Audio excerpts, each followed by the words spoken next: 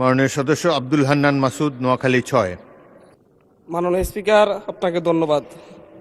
মাননীয় স্পিকার,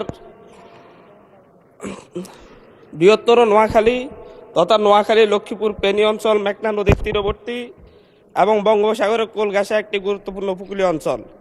ভৌগোলিক অবস্থান, সমৃদ্ধ ইতিহাস, সাংস্কৃতিক বৈচিত্র্য কারণে এই অঞ্চলে রয়েছে স্বতন্ত্র মর্যাদা ও পরিচিতি।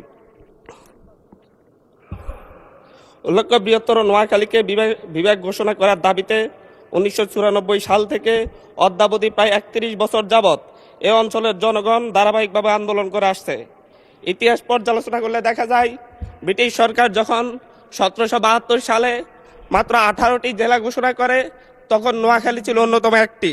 এবং ব্রিটিশ শাসনামলে ঐতিহাসিক বাস্তবতা এবং আঞ্চলিক গুরুত্বপূর্ণতার কারণে এই অঞ্চলে একটি বড় বিমান ঘাঁটিও নির্মাণ করা হয়েছিল। এই অঞ্চলে ভুলুয়া নামক নদীবন্দর ছিল দক্ষিণাঞ্চলের সবচাইতে বড় নদীবন্দর। কিন্তু বর্তমানে এই অঞ্চলের জনগণ সবসময় দেশের গুরুত্বপূর্ণ আন্দোলন সংগ্রামে অগ্রণী ভূমিকা পালন করে। খেলাফত আন্দোলন, ব্রিটিশ বিরোধী আন্দোলন, ভাষা আন্দোলন, মহান মুক্তিযুদ্ধ এবং সাম্প্রতিক গণঅভ্যুত্থান, সব ক্ষেত্রে এই অঞ্চলের মানুষ সম্মুখ সারিতে থেকে আত্মত্যাগের উজ্জ্বল দৃষ্টান্ত স্থাপন করেছে।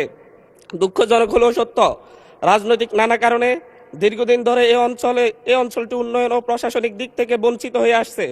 ফলে এখানকার জনগণ বৈষম্যের শিকার।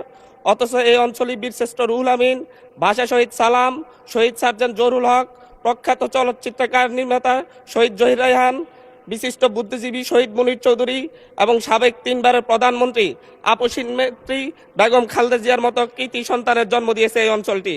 এমত অবস্থায় বৃহত্তর নোয়াখালীর সামগ্রিক উন্নয়ন এবং